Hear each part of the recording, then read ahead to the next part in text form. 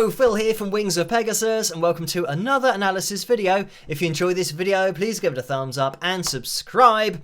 Tonight, we are going to be taking a look at Chicago, and they are going to be performing 25 or 6 to 4.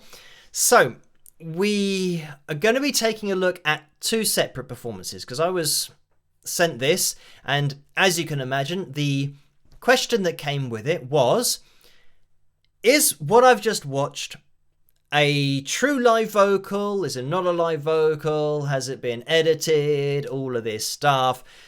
So the first thing that I will say is that the performance that was sent to me was from the Kelly Clarkson show. And if you've watched this channel for any length of time, you'll know that that particular show doesn't have the best track history with pitch correction and editing vocals. And anyway, we will have a quick listen to this, and we are just going to be listening to isolated vocals here. And yeah, let's have a look at this from the Kelly Clarkson show. Waiting for the break of day. So the first line of the song, the A4 is directly over the line. Gonna let it play on. Searching for something to say. The second A4 is directly over the line.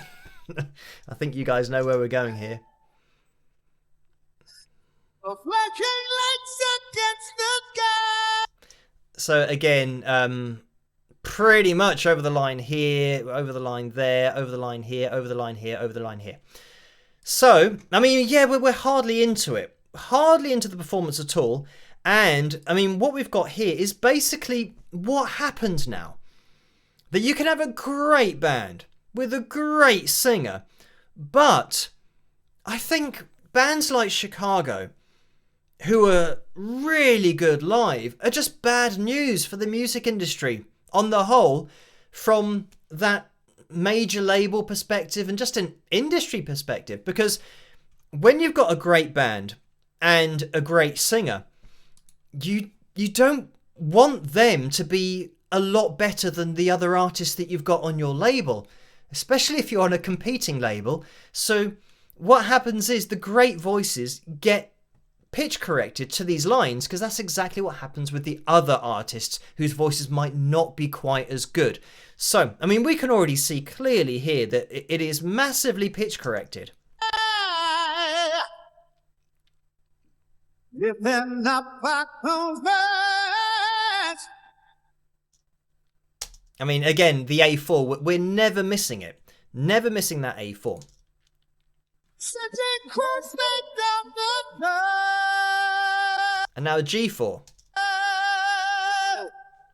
45 or 6 you.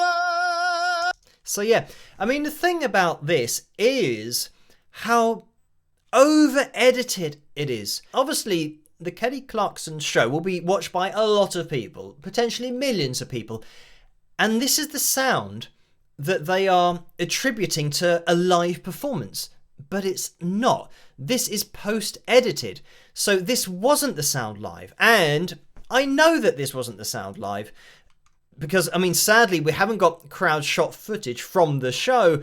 But because they're a great band, we have a fully live performance with the vocal. And let's listen to this. And I love it when you hear a live vocal, because there it didn't plot it, but you can hear that we are sharp of the A4, which just sounds great. Searching for something to say. Sharp again.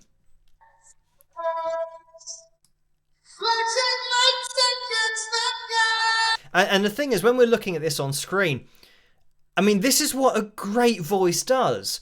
And, believe it or not, this is what a great voice looks like. I'm going to bring on the other performance so we can have a comparison. Look where the A4 is. Like I said on that TV performance, A4, over the line, over the line, over the line.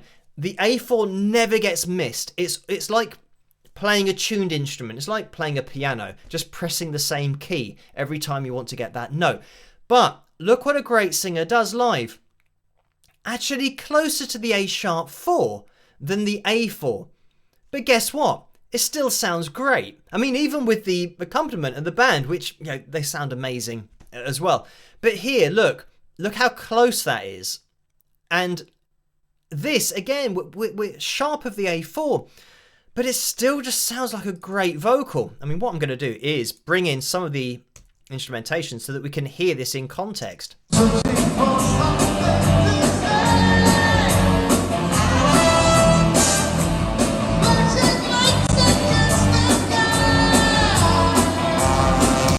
And I love that kind of thing. That A4, where we had this sky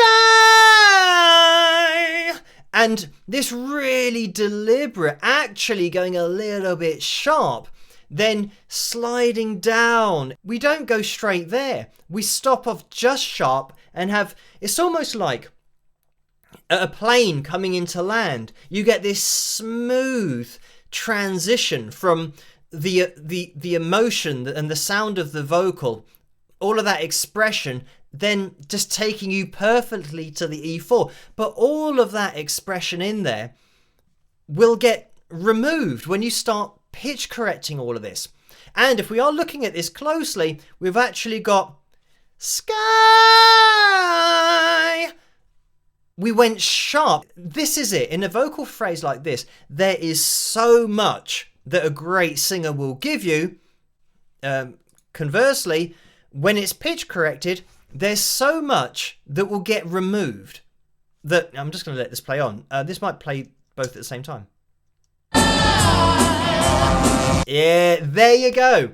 Exactly what I'm talking about. The A4 in the kind of music industry live TV version of a vocal is over the A4.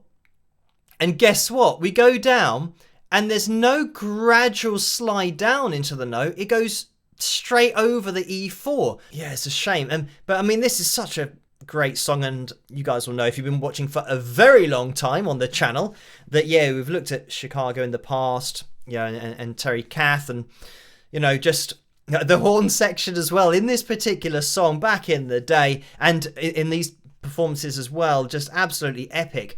But again, A4 here, you know, dead over the line, dead over the line, dead over the line, over the line, over the line, over the line. And when we look to the right, in a live performance, a great vocalist will be over the line now and again. It's a byproduct of having a great voice. It doesn't determine a great voice.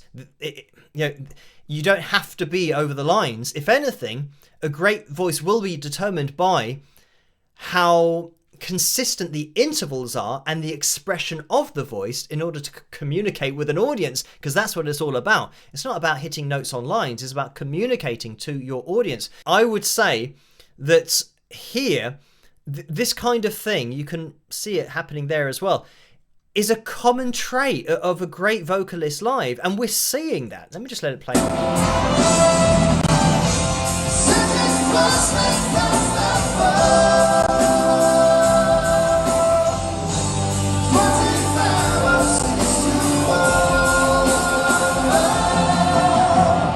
Yeah, what a tune this is. But you can see, yeah, I mean, again, I've already pointed it out, that you'll have bits that are kind of between notes and a bit sharp. And this is why I say that bands like Chicago, especially nowadays, are bad for the music industry, because they can do this live. This is without pitch correction. So if pitch correction wasn't a thing, these guys would be so far and away and noticeably better live than any other act. I mean, back in the day, that's how it used to work. The bands who were amazing live sold all the tickets because they were just better than everybody else. So this is why I'm saying that everything on TV and, you know, everything that you hear, even on YouTube that's being released by labels, it's in their interest to make it more sterile, to make every other artist at the same level, even if they're not actually there in reality.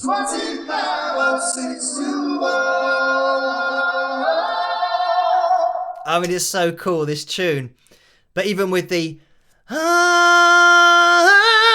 the vibrato that kicks in as well. So yeah, I'm just going to listen to this a bit more. Staring blindly into space. Yeah, I mean, there's something about this live vocal that just is amazing. And it's just the expression and the fact that the vocal is sharp. It means that you get the feeling that this singer is in control. That he's not struggling to hit these notes. He's all over them. To the point where he doesn't only reach the notes, he can go sharp. So you get that freedom. And again, I don't really want to go back to the other performance. When we've just been listening to a live vocal, now when we come back to this, Spending room and singing me. There's just so much in that vocal that sounds a bit weird because it is so regimented. Like the freedom of that other vocal and going sharp and just having all the expression in there. And now we've got na na na na na na na. And it sounds like somebody's playing it on the piano. Ironically, that's exactly what it is. We're turning the voice into a piano so that every note is now so pristine and precise to A440, which is what a piano is, that it sounds weird. And you don't get that same feeling from it. At least I don't. And I don't know who does get the same feeling from this kind of vocal as they do from a live vocal being there and the singer just absolutely blowing you away. We do actually get a bit of the horn section coming through, so let's have a listen.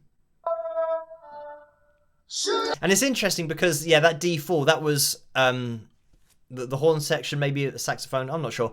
But you can see how precise that is, that is a tuned instrument. But this was also the same tuned instrument.